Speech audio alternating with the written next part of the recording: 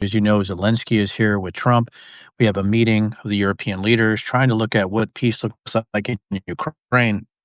And the reason I'm getting on here is I'm absolutely effing livid that you have somebody like Peter Doocy from Fox News ask this question of Zelensky. He said, "Are you going to keep sending Ukrainian troops to their deaths for the next few years, or are you willing to redraw the maps?"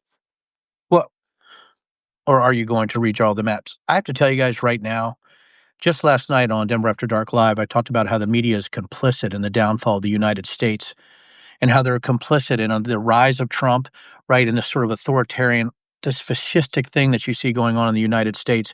And you get somebody to ask like a question like this to a leader who has children being killed. I've been to Ukraine. I go for a third time here shortly. I've seen Shahed strikes. I've been there in Odessa and Kherson and Mykolaiv during drone strikes. I've been there. I've done that. And I bet you some little belly crawling piece of shit like Peter Doocy has never been over there to Ukraine. I'm sick of it, guys.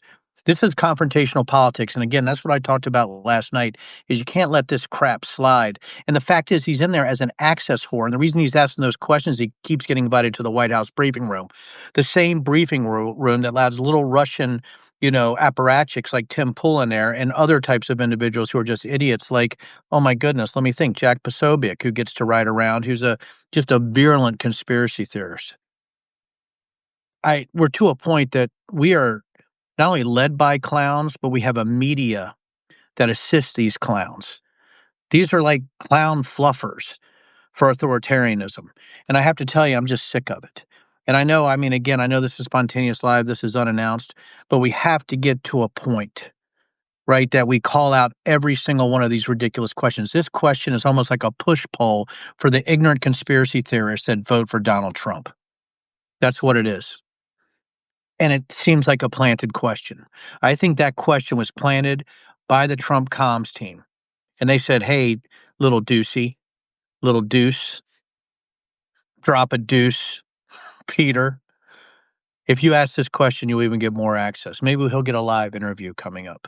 That's how complicit Fox News is specifically, but it doesn't rationalize what CNN is doing, right? It doesn't rationalize that network has gone completely tits up. Even in some cases, MSNBC tries to be apologetic with some of their hosts when we have a sexual abuser and a felon in the White House. So this was a quick hit. I appreciate all of you.